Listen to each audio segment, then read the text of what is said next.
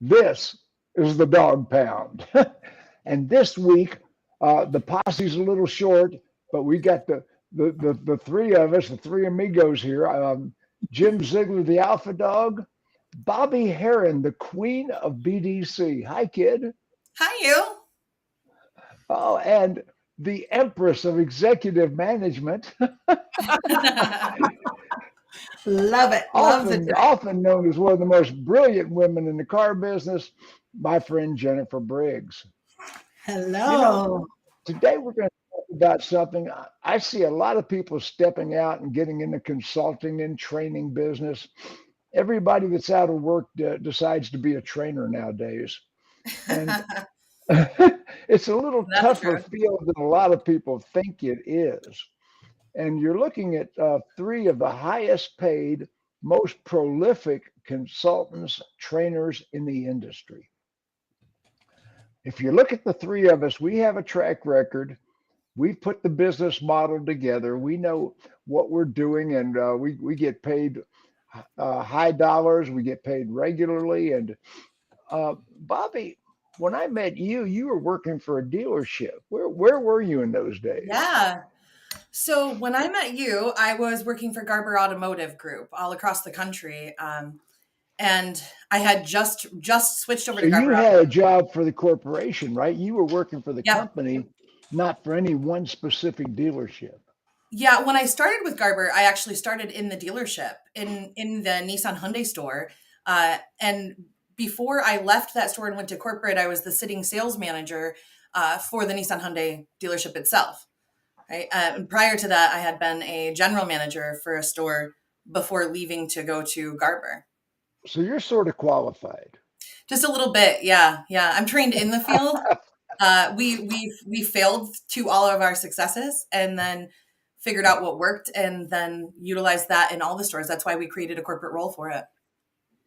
And Jennifer, I met you the same day I met Bobbie. Yes, indeed. We met in person on the exact same day at Internet Sales Battle Plan in Detroit. Yeah, Internet Battle Plan, Detroit. Mhm. Was that at MGM or was that at the Greek town? I think it was actually MGM because Greektown. We did Greektown after that with the Yeah, whole crew. And I you don't and I know. have met in passing years before, but not met. Like we didn't become friends or affiliates or colleagues until that point. absolutely. Those were different days for sure. And Yes. let's go with Jennifer. Jennifer, what were you doing at that time?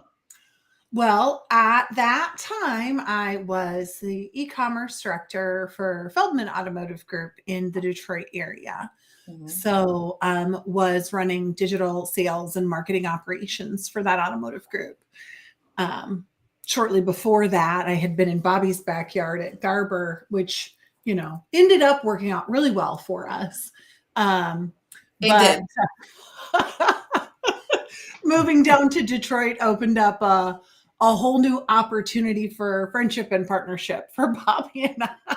Well, It how did you certainly get did. in the consulting business? I mean, from the dealership realm, all of a sudden, now we got Jennifer Briggs, next level Briggs, next level incorporate. What in the world? Tell me about how you made that transition from car dealer uh, to Well, consultant to trainer. I think the start into that, Bobbie and I both were recruited by the number one e dealer in North America, which was Mhm. Cardinelli Automotive Group. I Was that the was beginning? That was the beginning. Yeah. You Beginning of met them at my conference. I did. Well, and what was interesting was shortly I had the first time I got a keynote stage. It was at Digital Dealer 18 or 19. And I remember him approaching me after that and saying, I don't care, what it is, we can figure this out, but we are trying to expand our management driven focus across the country and we want you to come on board. And then about 3-4 months later we got Bobbie to do the same thing. yeah. And it was a great learning experience. And then from there, I went into business on my own with consulting and have just been in it ever since. And it's a lot different for me. I actually was the last time I was on site, I had one of the sales managers be like, I've never met a consultant who actually works when they're in the store. And I was like, oh, look, speaking of Cardinelli, there's Jim Faust. Hi, Jim Faust. You know Jim Faust, of course. Of course we know Jim Faust, but yeah, it was just a natural transition. I had some things happen in my life. And when I was working with Cardinelli, they had me on the road about 70% of the time. And I had some family issues. So it You've got a family too. Traveling was oh my gosh, traveling is something we're going to talk about, balancing family and travel. And another friend of ours, Elise Kephart, has a lot of problem balancing family and travel and a lot of opportunity. Yeah, it's something you really have got to learn to do. And I learned 70% of the time on the road was way too much for me. It was exhilarating to be able to help that many dealers. But at the same time, right, family has to come first. And I don't have a stay-at-home wife to take care of the kids or anything like that. Like a lot of fellas in the business do have that. But now I control or stay-at-home husband. That sort once of upon a time I had a stay-at-home husband, so yeah, it happens. But excuse my sniffles. It's been a cold snap here in Atlanta, and I'm all swollen, so I feel you. Oh, I'm telling you.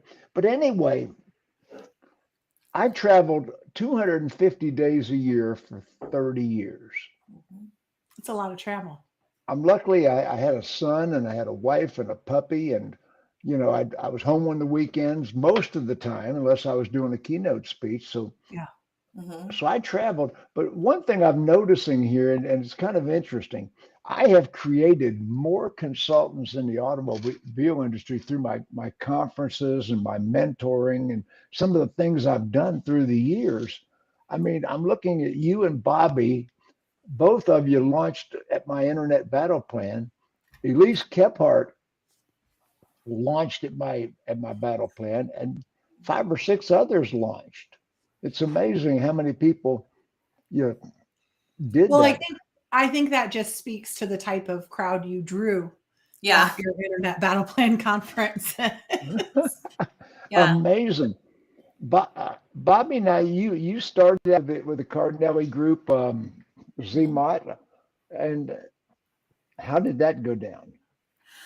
Well, so I actually was in the process of leaving Garber and getting ready to announce that I was opening my agency, and I went to Digital Dealer. I wasn't planning on going, and I ended up going at the last minute. Had some things occur that I needed to go for, and in doing so, Eric Milch and Glenn Pash, who were both consultants of mine at Garber, and Eric, especially a great friend of mine, said, "Whoa, slow down a little bit. You're going to have to learn to service, to sell, and to do all the things that you're doing at the same time. And so just take a step back and really think about, are you going to be able to give clients everything that you're wanting to give them?" This was shortly after my 40 under 40. And when I was really frustrated with the way that the vendor world handled situations with dealers and the lies that were told. And I was really frustrated about it. So I took a little bit of a step back in that moment and had some more conversations going through that week and through that weekend. And in doing so, ended up deciding to have a conversation with Eric Gale of Cardinelli, who Cardinelli also owns Zima, as you know, right? And so did Jennifer as well. We had different timing on that, but Jennifer started the conversation first. And then through going through Battle Plan and reintroducing the intimacy of those conversations, having the time to be able to sit down and really have a conversation while we were exploring what was going on in automotive was just the push I needed. And they made me an offer I couldn't refuse. So for Cardinelli, I came on as their consultant. And I think you got some pretty good training with a Cardinelli. I did. Yeah. I could never say that I didn't. With ZMOT gave me the ability to, ZMOT ran as a marketing agency in a lot of ways as a partner to dealers, but it gave me the ability to start to build a consulting network. And the agreement that I had was that when I left them, I had a contracted time. When I left them, I was allowed to take all my clients, including Cardinelli, with me. which I think says a lot for the relationship that was built and what was happening. We were the Ward's dealer of the lifetime, of the year, of the world, whatever it is they call it. And they had that standing before I came on, but they maintained it along with all of us there to help us, including Ashley Mayberry. So they were 7, then 5, yes, then 2, then 1. then they 1. Were 7 Yes. When I started. They were top 10 before, but we brought them up. And you know, it was a great opportunity because it gave me the option to learn to do something I think a lot of consultants who jump into our industry don't know how to do, and that's scale. Not overpromise, not know how to scale. And I was given an opportunity. Well, let's start out with something. A lot of people watching this broadcast because they want to start their own consulting, their own training, and there's one thing you have to do before you start a training company. You have to have longevity, experience, and a track record. We should say track record first. And not just a track record doing it, a track record leading it. Because being able to do something and being able to teach something, they're not the same thing. Yeah. Yeah, I think that's, we see a lot of that. And I'm going to teach them how to do their job. When I'm going to teach them how to do their job, I better be better at their job than they are. Yeah, how can you teach somebody something better than the people instructed? Does that make sense? It makes complete sense. There's a huge variable between having the skill set to be able to accomplish something on your own and having the skill set and the ability to learn how to help somebody else hit their goal as well. We see this all the time in a dealership with a salesperson versus a sales manager. The top salesperson on the floor is killing it. They get promoted to sales manager. Everything kind of tanks because nobody stops and says, wait, how do you teach somebody to lead and to acquire the same result in a high performance culture as it is when you're doing it yourself? Well, and motivating and inspiring someone to do something is quite a bit different than doing it yourself. So I think one of the things that even if you are, and we see like Bobbie's example of sales to sales manager is a really great one. And I even think about, because I was the first one because of the, my family issues and stepping away. But I can remember as I was handing off some accounts to Ashley, who Bobbie just mentioned, and she goes, Jennifer, I just don't understand how to do what you do. Like, I'll go in and I'll train and it'll last for 2 weeks, maybe 2 months, but like you go in and they're on it. And I told her, I said, well, I just have this ability to, I just reach into somebody's guts and flip that inspiration and motivation. Mm-hmm. But if you can't take the time to understand who you are trying to train and what their triggers are, because they're not going to do it just because you said so. They need to be motivated to make those improvements and to do those things. And honestly, I think that's one of the biggest struggles as a consultant or trainer or whichever, is being able to identify, adapt, and inspire the different personality types. Because I mean, especially since you're a girl. Yeah. Look, it's okay. It's okay to say, because here's the situation. You're not wrong. Here's where we get a little bit lucky. And what I've learned is that I always hear people say, it's harder for women in our industry. It's hard for all genders in our industry, and they all carry a different struggle. Might I say, it is less likely that somebody in a room full of people is going to, hang up on me or walk out on me or not pay attention to me, especially when I'm trading in the southern states, because they've been taught to be polite because I am a woman. So, when I'm working with men, they might need to save me. When I'm working with women, I might need to be able to be an emotional hand to them. Either way, it doesn't matter, but you have to know the clientele. You have to know the position, and you have to study people before. I take a long time, and Jennifer does the same thing, to study the people that we're going to be training and who are going to be in our classes, to find genuine markers of things in common and genuinely try to learn how they learn. Visual, audio, writing it down, and provide a combination of those things that allows what you're teaching them to stick. Well, yeah. And even before accepting a client, there's a lot of research that happens, because as a consultant, you're only as good, your successes or your client successes. So if it's not going to be a good match, I mean, I know that we both, and I'm sure Jim, of course, with your hours and how they've been limited over the last few years, we turn down more dealers than we accept. Yeah. Oh, I have Because fired more dealers than ever fired me. I mean, Yeah. I have shut the door on a dealer and said, I can save you a lot of money. How can you save me money, Jim? Pay me right Yeah. I haven't now, been fired yet, but I fired a couple. and let me I've go got a home contract because then, but your people are never going to do what I'm teaching. yeah, I have to go in, and that's the other thing. I always go in at the general manager level. same. I have I to have usually start with complete dealer principal. authority when I go in. And if you know, and I've had people walk up to me and say, "Well, Mr. Ziegler, let me tell you the way we like to do it." Well, we're not going to do the way you like to do it anymore. Do you think they brought me here because they were pleased with the job you're doing? do you think That do means I'm you the nice think one. I'm like, we're I'm gonna get here to buy-in. We're continue doing this. doing what you used to do? No, no, we're going to change a lot of things, and you're going to actually do it.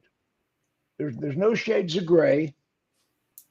This is what we're going to do, and I get that firm understanding with the dealer principal before I ever go in a dealership Right.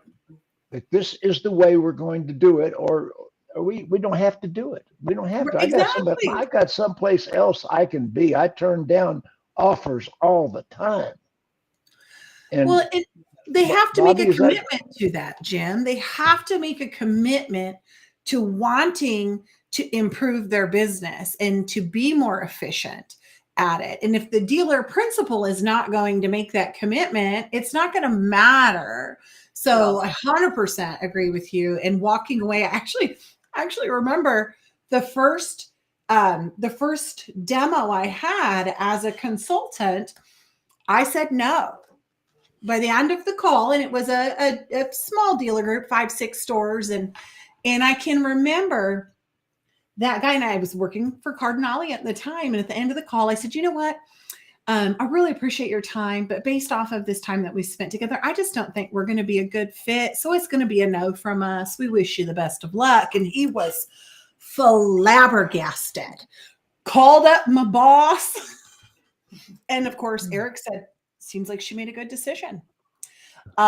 Because it's a waste of the dealer's money. And I have told people that before. I'm like, look, if you can't commit to getting everybody to be, on the bus, then I mean, you might as well just take that money out to the lot and light it on fire. well, Yeah, I mean, you guys got started, out of the Detroit market. I came out of the Atlanta market, and I got in the consulting business. Oh, excuse my sniffles. I got in the consulting business strictly by accident, because I had made uh, a high six-digit figure, which in 1985, that was a lot of money. mhm. I had made a high six-digit figure, and they wanted to reinvent my pay plan. Isn't that the story they that most people have, though? they decided that they were paying me too much, and I came home to the wife that day, and I said, I'm done. I packed up I went out to the shop and got my Salesman Samsonite 2 Valvoline boxes. Salesman Samsonite. So I got my 2 Valvoline boxes. I packed up and I said, I'm starting a consulting company. There you go. And Debbie said, who else is doing this? And I said, nobody. When I started this, there were none of us. Yeah. I created our business, our consulting business. There were no consultants to the car business when I started it. I flew to Atlanta. I flew from Atlanta to Detroit, and I met with the Ford Motor Company, and I came back with $1 million contract. Isn't that the best way? That's how I started my company. I was consulting the minority auto dealers program. I was the F&I school for Ford, and I was on all the Ford training videos. It's interesting how it starts for everybody, right? Like when I was at Garber, I mean, a lot of people don't know this. I say this on every show because I think it's important for people to know that a background can't just be one thing you do. But I've held almost every position in the dealership successfully, including being a general manager, including being a director of operations for a massive multi-store group. And in the end, before I transferred over to owning my own company, Well, that's my why role you was are basically, qualified to be a consultant and a yeah, but a trainer lot of people don't know because that, you've Bobbie. held those positions. I'll Now, never forget. Jennifer, you've held those positions. Yeah. Yeah. And that's why I like to work from the top down. I'll never forget. I was sitting at Women in Automotive at a private conversation with Adam Aarons and Lisa Copeland. And we were talking about operations and financial statements, and we were talking about accruing costs and compensation being in line. And we're having this conversation, and no kidding, that Adam Aarons, who I love to pieces, he goes, "How do you know that stuff?" And I was like, "What do you mean?" He's like, "Don't you do BDC?" And I was like, "That's so cute." Yeah, BDC is a thing to train in a store, and it's a skill set that I have, and it's one that I believe makes a huge impact for a dealer. It's also the least understood on how to train it in the store. So I'm known for that a lot because that is the thing that I offer most often and what is taken up on. But it was interesting because it reminded me that not everybody knows that I wasn't a 40 under 40 winner who sat in a back office and ran a BDC. I was a general manager. I was a director of operations, and I was a very successful one. And when I moved to Garber gave me ability to, and I'm thankful for Dick Garber and that entire team, Mike Weiner, that whole team forever. And here's why. I went through a nasty divorce. Most people don't know that because I'm real polite in public about things like this. But in my divorce, I wanted co-custody of my children. My ex-husband was a stay-at-home dad. He's a wonderful father. We're not great partners for each other, but he's a great co-parent. And the judge had just lost their kids. And the judge said to me, "You'll find a new job where you're not running around the world and gone all the time, or you won't have your children." And Garber gave me the ability to go from being a general manager and being an operator to coming in and saying, "I'm going to start all over from ground zero, write my own pay plan, work my way back up with the hours that are allotted for what I want to do." And stood by my side while I did it. And I thought that it was phenomenal. We built an entire internal marketing team at that group. How long were you commuting at that GM job, Bobbie? That part, I think, was the kicker for the judge. I commuted an hour and a half every day. Yeah.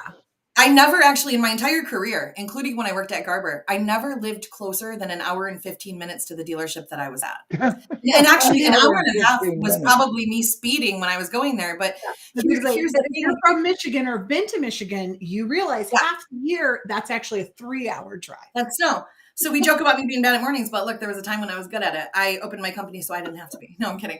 But before I left to come into consulting, I was essentially a consultant at Garber, right? Like that wasn't the title. The title was an operations title, of director of ops title, a marketing title, a BDC title, and everything title. But I ran around the country working as a partner, a true partner to every GM, which by the way is a managing partner in the Garber Automotive Group, in the entire group. And we did everything that I do now. So I was already doing this before I decided I wanted to do it on my own. Let's go to another part of our business. Mm-hmm. You know, I have consulted thousands of dealerships. Literally, I've stood in 1,000 showrooms. I've been I have caught ups, desk deals, done F&I, taken TOs in more than 1,000 showrooms in 49 states. Yep. I've done 98 keynote speeches for state dealer conventions, not a speech on the program, but the opening keynote for 98. And I spoke at 17 NADA conventions with workshops, always in the top 10. So once again, we talk about having credentials, there are so many people that are training in dealerships right now. Now, dealer, pay attention. You're hiring people that are not qualified to teach your people. They were failures in the car business, and they jumped out there and decided they're going to consult dealerships. They got a bunch of Facebook credentials, and they got no experiential credentials, no track record, no success stories that are their own. Yeah. Start screening who you're hiring. Well, and I'm just really because they look good. No, yeah. And I'm very concerned going forward, where so many people were circumstantially successful through these last couple of years. And I remember it was like a year and a half ago or something. And I remember seeing some young lady posting about, I've been selling 20 cars a month and I'm gonna start consulting and I'm gonna be the best sales consultant. I know who you're talking about, and that's a good case in point. And it's like, you sold cars and good for you. I mean, again, entrepreneurial spirit, right? As a dealer, you've got to take a look at that. And where she had like 6 months experience on the floor, in a very restricted inventory situation where profits are just coming versus folks who've been in the industry. I mean, I just celebrated 20 years, in September, and my experience has not always been in the operations side. I spent the first 8 years in accounting, right? Running all of the different ancillary businesses that were connected to our dealer group, starting that sublet service center that I always like to tell people, make sure you have something like that so you can have the most profitable used car department ever. And so before coming into and becoming, I didn't know anything about marketing and internet. Like I laugh, the first internet lead I ever worked came on the fax machine. I mean, I remember those days. We were probably working the same leads back then, B. We probably were, come to think of it. When I was marketing Ziegler Super Systems in the 90s, it wasn't internet marketing. And I found out that Sprint had free phone service on the weekends. So, and I had 40 employees. I got up to 4 employees, 6,000 feet of offices. So I found out Sprint was offering free weekend phone service. Oh, yeah. So I had a computer that would stand on its back wheels and spin the tires in the day.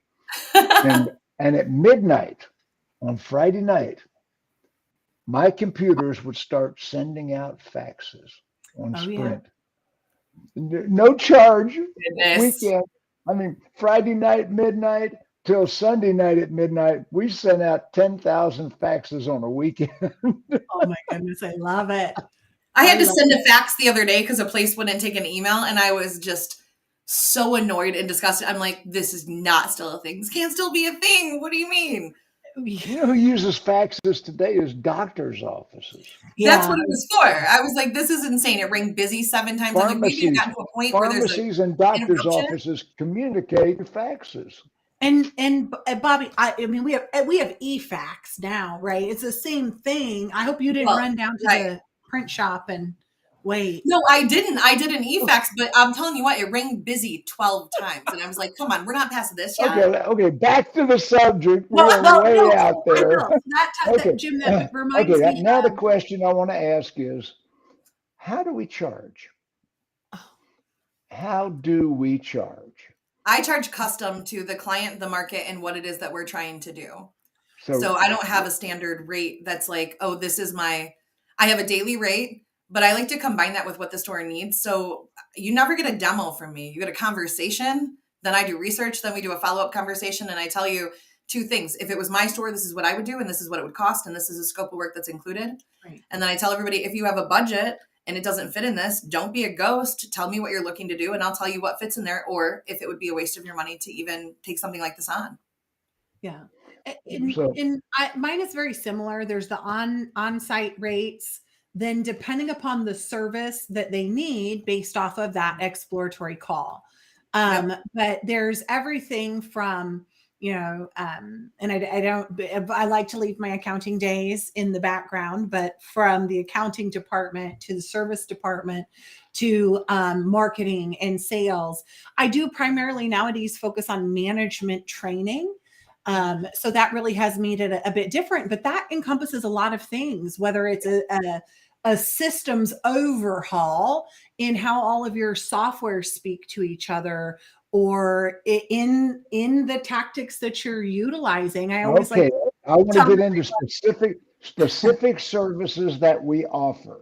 Right. So what I always say is I like to marry old school tactics with new school technologies. So I like to find ways to make your teams more effective and efficient at what they're doing every single day. If you think about how many places a sales manager has to log into, what are things that they're supposed to do? And I do have a specialty as a pre-owned director previously. I was going to say about the fax machine when I ran my first wholesale bid auction for the group in Detroit. And I remember faxing out my auction list to all the dealers in the state of Michigan.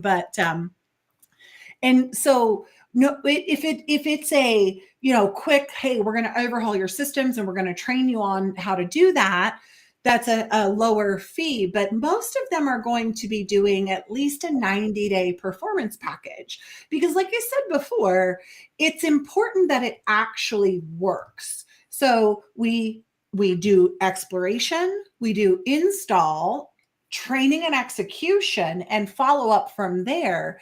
So if you need I've got one that needs a 3-time-a-week touch right now, which is pretty heavy handed, or once a week or a couple times a month. And how much of this are you doing virtually and how much of this are you doing in person? I'm doing 80% virtually. Mm-hmm. Yeah, and I'm probably the flip. I'm 80% probably in person. You're traveling. You're traveling. Yeah, but by design, I love to travel, and my children are aged out of my home. Right? For them, I live alone. My kids have all of them have transitioned out of the house effective like this year. I mean, I have a rescue dog, but thank goodness my children come take care of him all the time. But I, by design, love to travel, and my closest friends live all across the country. So I don't really have a reason not to. Although if it's a virtual contract and there's a reason for that, then I do that virtually. But I like to get out there and get amongst the world. Yeah. Traveling, like I say, I've worked in 49, 49 out of 50 states. And I have traveled. Debbie and I have been to every luxury location in the world with these dealer conventions that I was speaking at. And, it's amazing because I was charging $10,000 a day for my personal time 20 years ago. Yeah. $10,000 a day plus first class travel. Dog don't fly in the back of no planes. I don't. You'll never find me in the back of a plane. I don't even know what goes on in the back of a plane. Hi, Anthony. Yeah, I don't. Yeah, I never ever get in the back of a plane. But my Delta status allows me to not end up in the back of the plane. But I never I never was a fly first class. Have to I don't like to work on the plane. There's not enough space. There's not enough attention to focus on what I'm doing. I have to fly first class. I get upgraded a lot, but I never depended on upgrades, even though I was qualified for upgrades most of the time. I just put it in the contract. Dealer paid it. You're fancier than me. I'm like, I had a dealer say, I'm not paying for first class airfare, then you're not getting me. Right. Well, I think that must be the difference between Atlanta and Detroit. Yeah. Like, wait a minute. I mean, I do. I rely on status and stuff like that. No, I'm just teasing. I have my own little bits of bouginess in my riders, right? Like I like to call them like a contract rider, like we're a musician. But for me, I require that in a contract where I'm working with a BDC, a sales department, or a management team, that I have what I call a biweekly aftercare call with the leaders of all departments so that we can identify roadblocks and detours. If you're late to one of my meetings in a store, if I'm late, I got to do something silly and you get time off. But if you're late, somebody's singing I'm a little teapot, and I don't care if you're the dealer principal. And in addition to that, if somebody misses a training, I have a cost-effective rider in my contract that says not only does the dealership pay per person who missed, but the management team has to participate in that out of their commission so that we're not training half teams. So I have my own little bouginess in my rider that I'm like, I don't care if I do a first class travel, but I do care that everybody's all in and participating because I don't want my name on something that I walk away from and I didn't give it my all to and didn't have everything in on. Well, it used to burn me up when I would do a class and I would look in the class. I'd say, well, wait a minute, there's some people missing. And they would say, oh, those are the experienced guys and women. Those are the ones that need to be here. Yeah, why would you bring me in and not the experienced people? And I'm the kind of guy, you know me quite well. I will throw somebody out of my class. It takes one person. I can't fire you, but go tell the dealer I threw you out of the class. See what happens. I've thrown somebody out of class before. It takes one person to unwind a training. And the way I look at it is I ask a dealer to invest their money and their time in me, and I invest my money and my time in them. We do the same thing. And it takes one person to unwind everything that you've done. And truthfully, I allow a full open platform of challenging in my classrooms. So if you think what I'm saying is bullshit and you're going to have a union meeting when we walk out, I tell you right in the beginning, we're going to do it in here. You're going to change my mind or I'm going to change yours. But by the end of this class, we're all going to be on the same page. And it creates both a relationship and an expectation of what we're going to I do haven't going got forward. time for challenging it. You and I are Yeah, I allow different in that it. way. I encourage it. I haven't got time for the diversion of arguing with somebody in the audience. Yeah, I usually Yeah, do that before I love I'm it. on site. So I will have a management team Yeah. meeting, a strategy session. We will talk Right. about it, make sure everyone is on the same page. And I'm a big advocate of we argue behind closed doors, and then we have a united front as a leadership team in front of the In team. front of mom and dad. So let me rephrase that. So when I go on site, we have before I even leave to go on site, we have management driven meetings that are phone calls, and they go on and they continue when we're on site. So that when we leave that meeting, processes, efficiencies, and operations are all on the same page as a management team. And collectively, anybody can challenge inside of any of those times. I don't care if the meeting takes 18 hours. We're all going to be on the same page, because if not, when I leave, somebody's going to unwind what I did. But when I go in to teach a class and teach a process for sales or for BDC based on those meetings, I allow challenges in those as well. And you know what? It happens 1, 2, maybe 3 times. But what it doesn't do is nobody walks out of the meeting and goes and has a union meeting while they're out smoking a cigarette and unwinds what I've done. Because I tell them in the beginning, don't be weak. If you don't agree with me, speak up. I don't want to hear about those meetings later. And that challenge alone has helped me with many teams go, we're not going to say something different when she leaves the store, or somebody's going to call me and tell me so that I can get back involved in what's happening. And it's been a successful setup for me, but my personality type is just that. So it works really well that way. Well, I have a track record of putting real sticky programs in a dealership. If I put a program in a dealership, nobody's going to unwind it. And I get that firm agreement with the dealer. We measure the processes. I've started doing something this week. You women are way ahead of me. I just started doing virtual Zoom trainings. I did my first virtual training. Now, as you know, I've been teaching a class at Northwood University for general managers, 4-year college with a major in automotive, and I'm back for the spring semester. So I think I'm back in spring too. I'm excited about it. How about that? Teaching a class at Northwood, Professor Alpha Dog. It's I like it.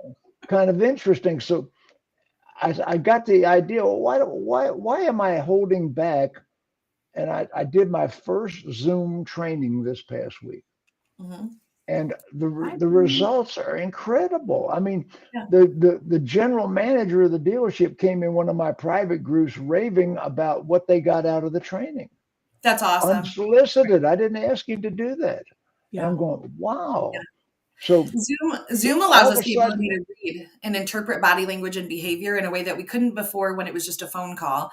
And I still do phone calls with clients, but for the majority of my clients that I work with and the majority of the partners that I have, I require a Zoom call because I want to see you to be able to read you, emotional intelligence. Well, I got to see you. I got to see you. Yeah. And I tell and at Northwood University, I got 35 students in a room. Looks like a big ass Brady bunch, And I'm looking at all these kids, and they turn their cameras off. No, I want to see you. Yep, cameras on. Do not turn your cameras off. And so that's one of the things that I want out of Northwood University. I want to see the students.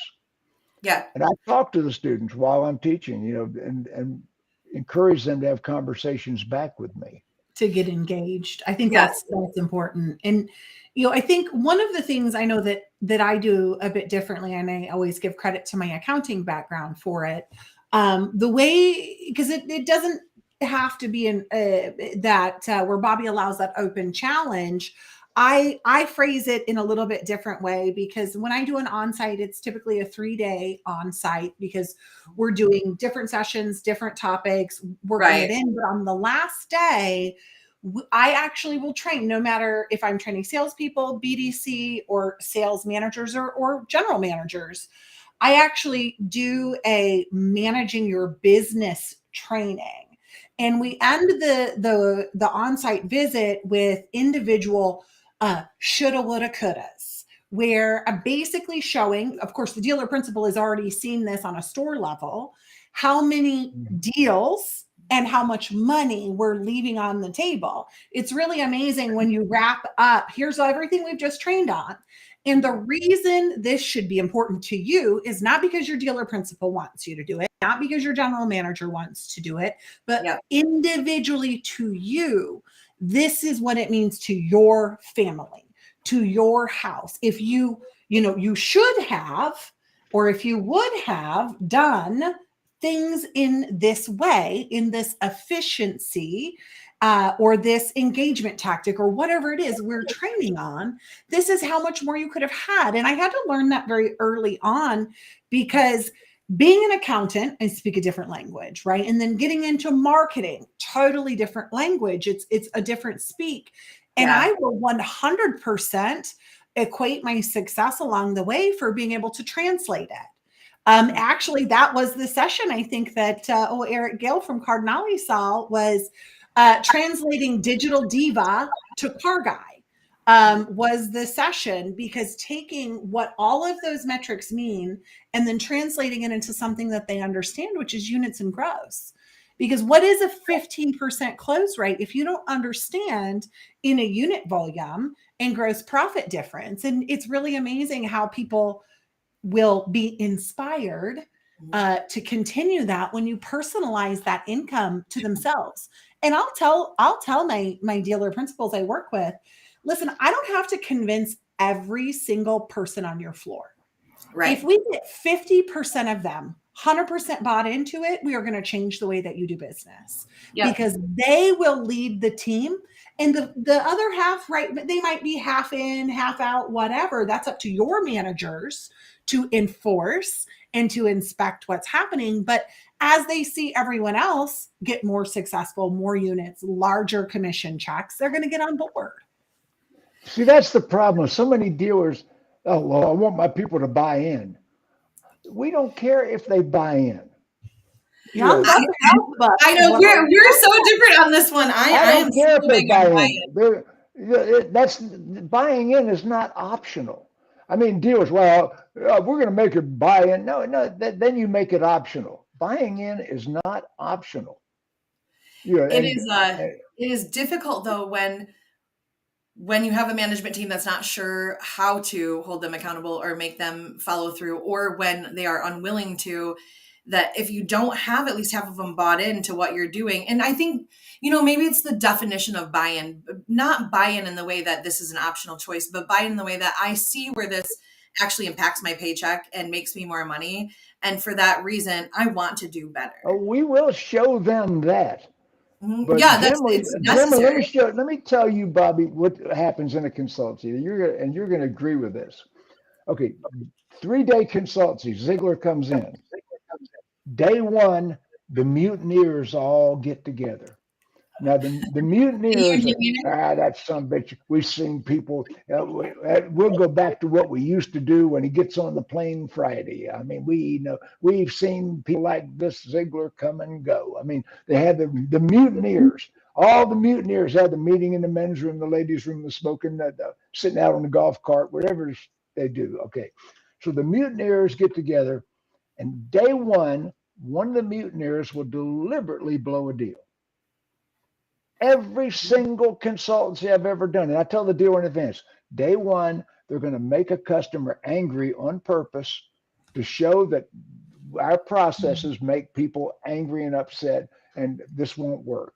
They're going to prove it doesn't work. They're going to blow up a customer. They're going to have a lot of emotion on. Okay, that day one. Day two, we're going to hit a record-breaking deal. We're going to hit a deal that everybody in the dealership talks about. And day three, we're going to be slapping high fives. But that day one, when the mutineers want to prove that this won't work, that's the biggest day in a consultant's trip in the dealership, because the mutineers not only are betting against you, they're going to work against you to make sure it doesn't work. Well, because so many people are standing in their own way. And that's something I think that, I say that to people all the time, whether it's somebody I'm mentoring or a consulting client. It's like you have to figure out, right, the number one person slowing you down is yourself. So you have to get out of your own way. I had this conversation earlier this week and they were like, well, and I'm like, so what, now that you hear yourself saying this out loud, and this is a virtual support, where we're going to do an on-site a little bit later this week for this particular location. But, and I said, so do you hear what I hear? Well, it sounds to me like you're having a hard time breaking bad habits. Not that the process isn't working, but that you can't get out of your own way to slow down and speed up and do this in a more efficient way. You would rather keep doing it the same way and bang your head against a wall instead of listening and implementing. And I think, and that's the one thing where I will not engage and do just a sales training or just a BDC training. I'm more of a train the trainer style. So yes, I do them, but it would be one small component of a package that I put together for the dealership or the group. The majority of what I'm doing, and especially in the virtual follow-up after an on-site, is manager one-on-ones and making sure that they are equipped. Well, see, that's the thing. All three of us are management trainers. Correct. I don't even consider myself a sales trainer. I do sales training as a sideline to making the process work. I do sales training, but I am, all the records I set in the business was when I was an F&I manager.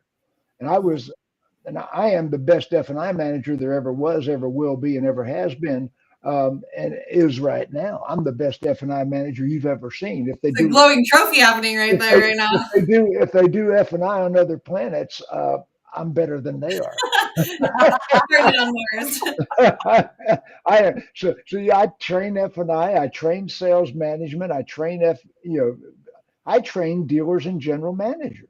And all three of us are executive trainers. I see so many trainers out there that have no track record. And I they're see kind people of siloed. Most everybody else, it's like they either are sales trainers or mostly sales trainers. I think a lot. There's some BDC trainers, but when it comes to improving overall operations, if you've not sat as an executive operations director or higher, it's very difficult to We have all been executive managers. I teach a class in general manager because I'm qualified to teach that class. Yeah, there's some really great, there's a lot of really great trainers out there. I don't want to dismiss the qualities that a lot of them have, especially that are siloed, but there's a lot of really fake trainers out there too. Just like there's a lot of really fake vendors out there. I was watching on YouTube the other day, there's some hillbilly teaching stuff I taught 30 years ago.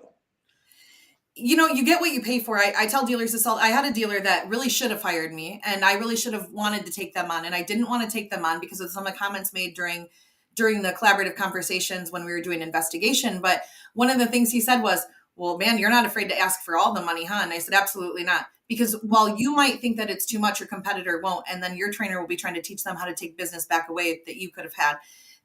I sell my time. I sell my time and my skill set, and I don't charge based on what somebody thinks it should cost or what they think they could hire somebody to do when they don't have it. That's what it's based on. And you have to be able to be an executive collaborative trainer to be able to do that. And you have to have sat in those positions. There's no way that I can come in as a sales trainer and go, we're going to do a 3-day class and I'm just going to teach you the basics of sales training and not know what processes are happening in the store, not know what operations level insights need to be made. There's a ton of research that goes in before we arrive, during that visit, and when we leave. I call it aftercare work, the things that I do when I come back. I travel every other week, and on the off weeks that I'm not traveling, I'm doing after work for clients, or I'm getting things proposed for them for the next step going forward. I would never hire somebody, a consultant or a trainer, to come into my own dealership that wasn't doing that very same thing, because some cookie cutter templates might make us a lot of money and might be able to be just sold over and over and over again, but they do not work. They don't work. Well, most of what you're doing right now is BDC training, correct? Most of what you're doing? No. I actually, so the majority of my clients, I have clients that have me on retainer for operations for buy sell. The most of what I do is management driven training, but about, I would say a strong 35-40% is BDC, either complete builds, recruiting, pay plans, or inbound training. But when I do BDC training in a store, I require that the sales team also be a part of the training, and every single manager, because I don't teach BDC. I teach communication, operations handling, and how to deal with clients direct. And there's no reason in a store not to be training an entire team to be offering the same kind of experience. So I'm really known for BDC because I do a lot of it, but I work a lot. It's a thing that happens when your kids move out and you don't have anything to do. So no, I do a lot of operations, and primarily what I enjoy when I'm home is for work is I do a lot of CRM and technology training and partnerships for dealers. I work as a automotive matchmaker for clients to find the right product for their people and process, and then install and set it up for them in a way that the vendor won't do. Like, that's why everybody's like, oh, Bobbie loves VIN. Bobbie knows VIN is one of the most granular CRMs and can be customized for a store and a BDC. And so if I'm going to take you on as a BDC client, I'm not going to use a cookie cutter CRM approach that I don't have KPIs for. We're going to structure that. It's not an inexpensive option, but neither is paying for a CRM or a piece of technology that doesn't work for a whole year because you don't know how to customize it. You know, and I was the first consultant that came out customizing CRMs. And I'm glad to see that both of you program. Yeah, we do. Yeah, we both program. Which, you know, Jim, it's funny, if for the consultants that are watching or people that want to be consultants, I'm so sick of hearing consultants say like bad things to dealers about good consultants. Jennifer is my best friend. For a decade, we run independent companies that do some of the same things at the same level of quality. Not all the same things, some of the same things. And we're not competitors. No. We're collaborators, and we don't have to compete in a market that says there's room for everybody who's doing a good job. And just seem like we're friends. We're not competitors. How many consultants have I launched? How many have I helped? How many have I referred? I mean, you look at all the consultants and trainers that I have helped, and I've boosted it. See, I have no envy. When you are good at what you do, I want you to be more successful than I am. Yes. I always tell people I tried to train myself out of a job, right? Exactly. If I do a good job, you won't need me. But this is a little tip too, when you are, because I do management training, I do marketing training. One of the virtual services that I offer is actually an advertising effectiveness training.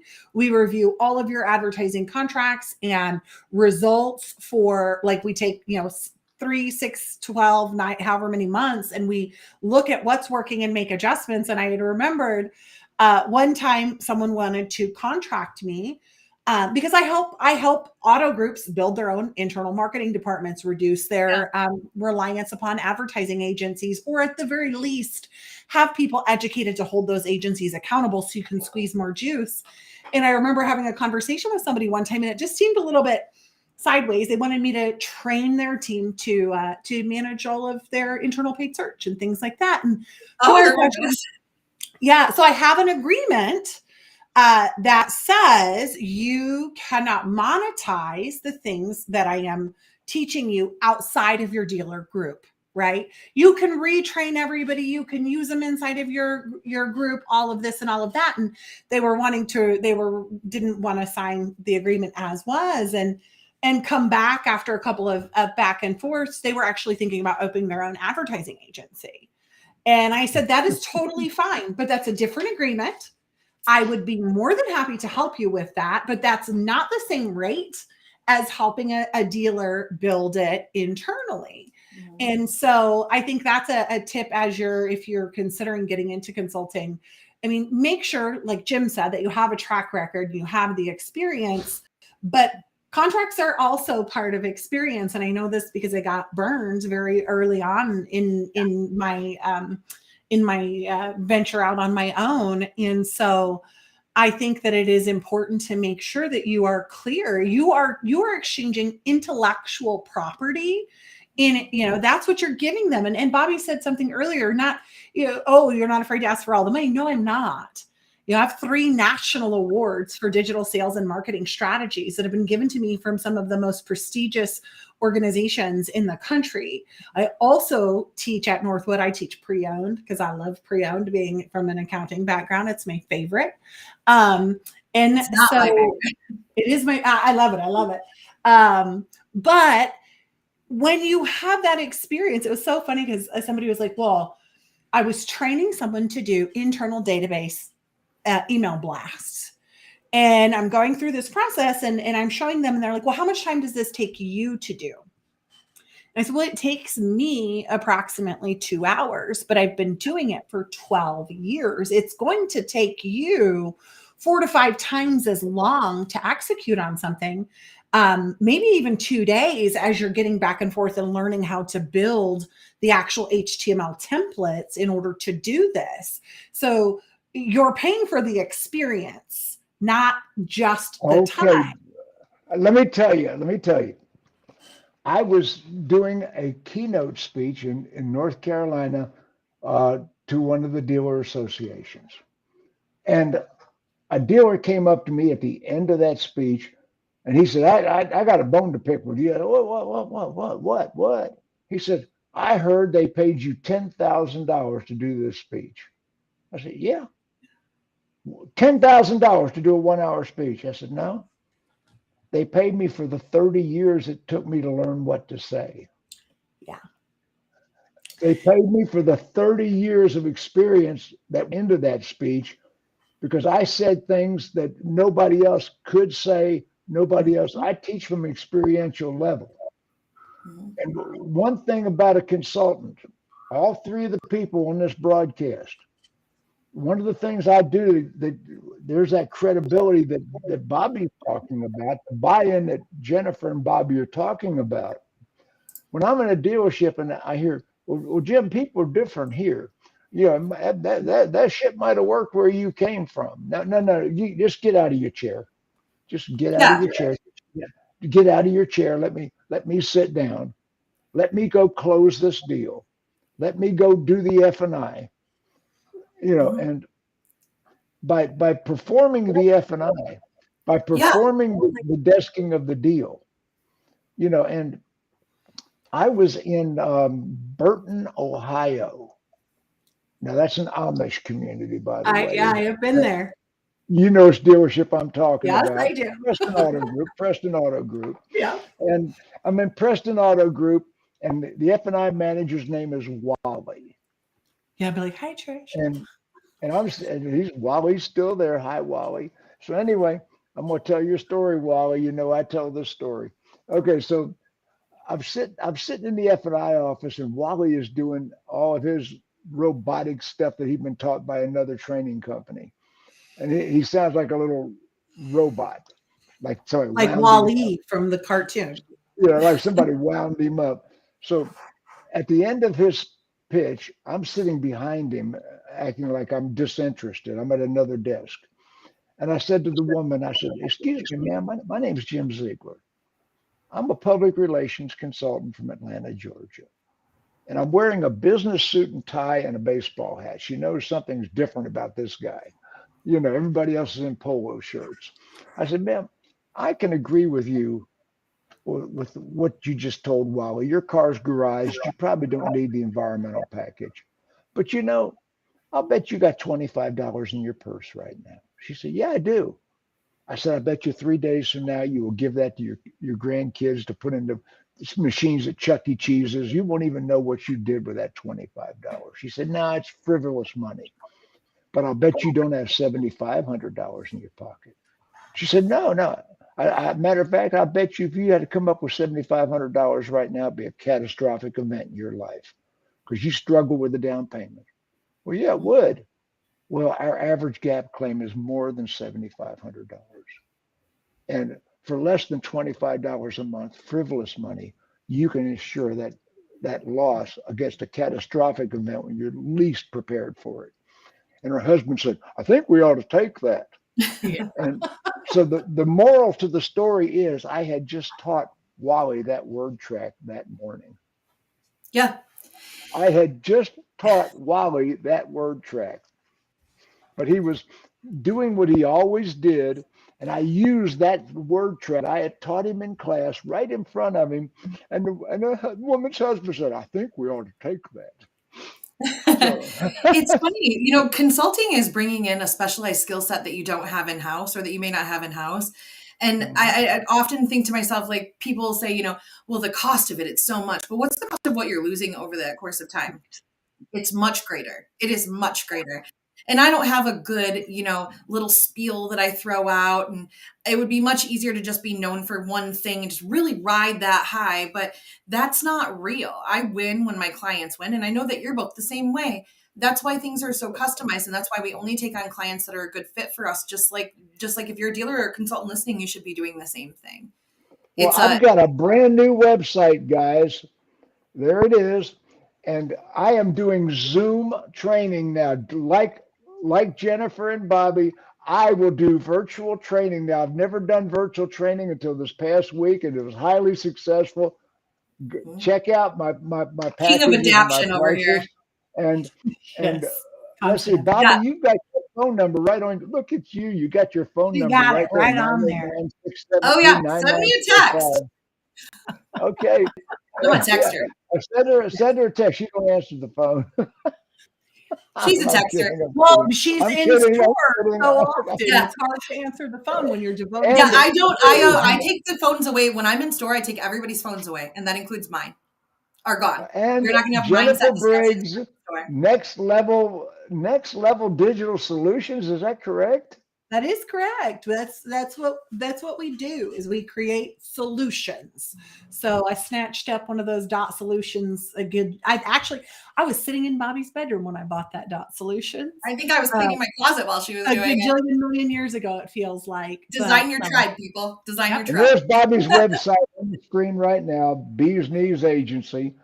Anyway, wave goodbye to the audience, guys. We've had a great little meeting here. I think it was great.